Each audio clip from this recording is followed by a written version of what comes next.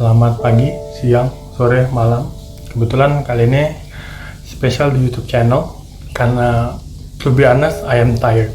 Gue udah capek banget karena ini udah kayaknya udah hampir sebulan sih I am having my quarantine life. Yang gue nggak demen itu adalah ketika banyak banget isu soal corona yang tidak menunjukkan sisi-sisi positifnya. Itu menurut gue, jujur aja media terlalu memframing corona ini di awalnya itu sangat menyeramkan. Jadi menurut gue itu susah banget jelasinnya. Padahal ya kalau diingat-ingat sekarang itu banyak banget ternyata berita-berita selain corona tuh yang lebih penting. Contohnya kayak hari ini tadi gue dapet kabar kalau ada terjadi perang di Papua, bukan perang sih, ada tembak-tembakan antara Polri dan TNI. Ya menurut gua itu berita ya paling nggak ya sedih sih, tapi itu bisa jadi refreshing gitu loh. Dan ada lagi tuh yang bahwa Cina sekarang udah terjun langsung ke bagian divisi senjata biologis mereka untuk menciptakan vaksin dari virus corona ini gitu loh. Itu kan berita-berita positif yang maksudnya bisa ngebantu lah untuk refreshing lah istilahnya dari si corona ini, karena terlalu banyak banget berita tiap hari ngupdate udah segini yang meninggal segini ya. Itu bikin tekanan batin, man. To be honest, gue juga tekanan batin karena gue nggak bisa keluar rumah, pertama nggak bisa ketemu dan yang lain. Tapi di satu sisi I am okay with that, karena toh ditambah kita juga harus social distancing kan. Nah jadi ya emang harus adanya social distancing biar berkurang lah, biar jangan nambah lagi korban-korbannya. Nah ada lagi tuh keputusan lockdown. Keputusan lockdown menurutku itu sangat bukan tidak efektif sih sebenarnya, cuman kita harus ngelihat lagi ekonominya udah sampai standar mana gitu, karena banyak banget nanti yang kalau misalnya ekonominya tidak sampai standar itu malah akhirnya merusak perekonomian Indonesia gitu. Jadi ya oke, banyak yang minta akhirnya Indonesia harus lockdown, harus ini, harus itu, segala macam. Tapi menurutku pribadi, lockdown itu terlalu keras untuk Indonesia, karena Indonesia jujur kalau aku bilang belum siap untuk lockdown. Walaupun sangat berpotensi untuk lockdown. Kenapa itu? Karena masih banyak banget akhirnya orang membutuhkan duit. Jadi kayak yang pedagang-pedagang kecil, ojek online dan segala macam itu kan sebenarnya butuh duit. Nah Pak Jokowi kemarin udah ngesahkan 600.000 per rumah. Coba kalikan di Indonesia ini ada berapa rumah gitu loh. Dan potensi lockdown tuh sadar diri deh. Maksudnya potensi lockdown itu dampaknya terlalu gede. Itu mungkin jadi pertimbangan Pak Jokowi. Jadi ya boleh kita teriak-teriak walau untuk lockdown, untuk ini, untuk segala macam tuh boleh, nggak ada masalah. Yang jadi masalahnya itu sanggup nggak Indonesia sampai lockdown, itu yang jadi pertimbangan kan. Nah ada lagi yang bilang bahwa ini adalah senjata biologis dan lain-lain. Ya oke, bisa dibilang ini adalah senjata biologis, bisa juga dibilang ada yang bilang kalau ini tuh azab Allah dan lain-lain, azab Tuhan lah. Well, gue mahasiswa, mungkin potensi itu biological warfare ada, tapi secara agama juga kita itu juga mungkin ada gitu loh. Jadi jangan menyampingkan agama. Ya mungkin bakal bilang wah itu tuh gini segala macam, terserah sih. Tapi emang ini kan curhatan dalam hati sih ya jatuhnya. Tapi emang itu yang akhirnya membuat aku sendiri worried, khawatir lah terkait tentang corona ini. Apalagi sekarang berita bagusnya Cina sudah membuka lockdownnya, berarti kan potensi sukses itu ada gitu loh.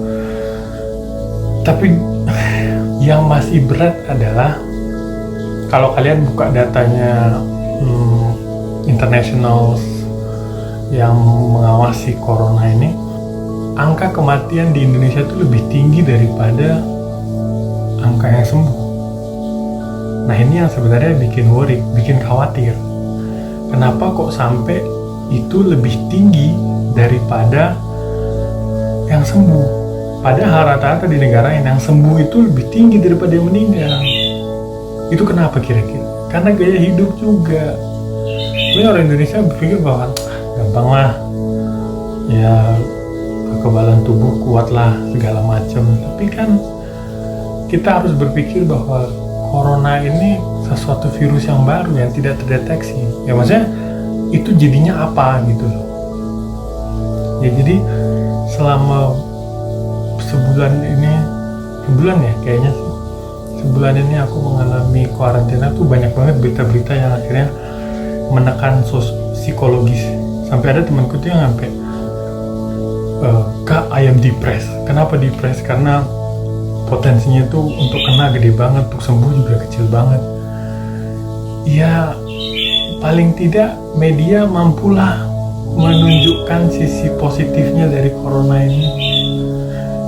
Ya kayak tadi ada berita baik, kayak misalnya ada kakek-kakek yang sembuh, ada itu kan sebenarnya kan ya beritanya biasa.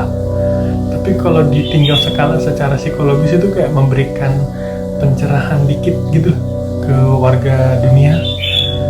Daripada kayak gini, jadi selama 1 bulan karantina ini, ya itu kerjaku ngebaca update corona dan segala macem. Ya habis nggak ada lagi yang bisa dilakukan. Kampus tutup sampai bulan Juni, mungkin lebih. Apa lagi? Banyak banget yang bilang Merapi akan meletus dan segala macam. Well, I don't know. Kita cuma bisa mantau selama karantina ini, ya diem aja di rumah. Sama kayak ini kan versi YouTube, yang versi podcast kan ada nanti. Nah, kalau di sini tuh aku sebenarnya pengen curhat aja, karena udah nggak tahu harus mau ngapain. Berita semua tentang corona, tentang ini, ya capek. Jadi selama quarantine live ini yang bisa aku lakukan hanya pertama ya tadi tuh baca-baca corona, terus meneliti ataupun research tentang corona. Yang kedua ya bersih-bersih rumah, karena nggak ada bisa ngomongin lagi. Ya apa ya, paling satu sih, ngerjain skripsi. Itu yang penting bagi kalian tuh. Walaupun ada saran di mana skripsi dan KKN itu akan dihapuskan, cuman setujunya sih setuju. Cuman itu menurutku adalah oke, bagi orang yang belum mulai skripsi itu mungkin fine lah, nggak masalah. Tapi bagi orang yang udah ngelakuin skripsi dan tinggal dikit lagi, agak berat sih sebenarnya. Karena ya kita udah dari jauh hari berjuang skripsi dan segala macam, tapi kok malah ada jalur corona. Ini kan jalur baru. Apalagi kayak akhirnya sekarang semua di-online kan, kelas online, ujian online. Ada beberapa orang juga nongkrong online, ini pakai video call dan segala macam.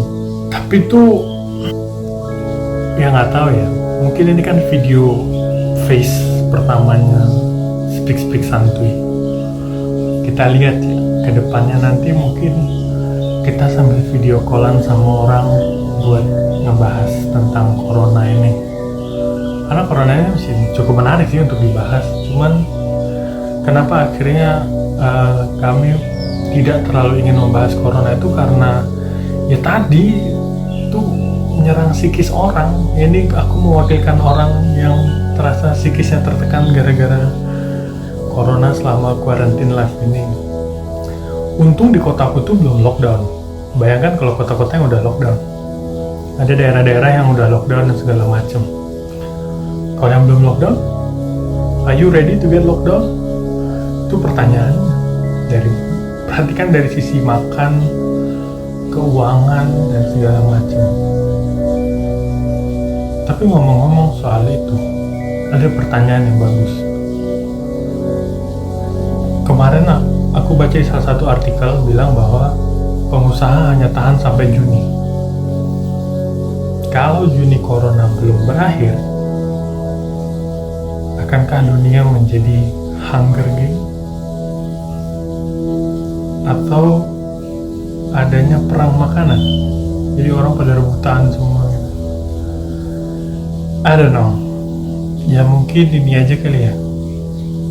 Dan quarantine life is boring. Tapi in one side is good for you to stay at home, stay safe.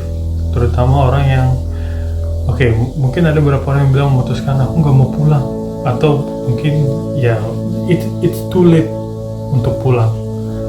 Sebenarnya kalau kalian pulang it's still safe. Ya, we'll see upon what will happen in the future. Ya udahlah, begini aja, paling videonya singkat aja. Nanti video-video selanjutnya mungkin ada, tapi dari tim-tim yang lain. Baiklah, kalau begitu, terima kasih sudah mendengarkan curhatan Quarantine Life di hari entah yang keberapa. Dan terima kasih telah mendengarkan. Kan tadi ini versi YouTube. Jadi di Spotify juga ada yang lain, versi lain. Jadi didengerin aja. Mungkin jauh lebih menarik daripada yang YouTube ini. Alright, thank you.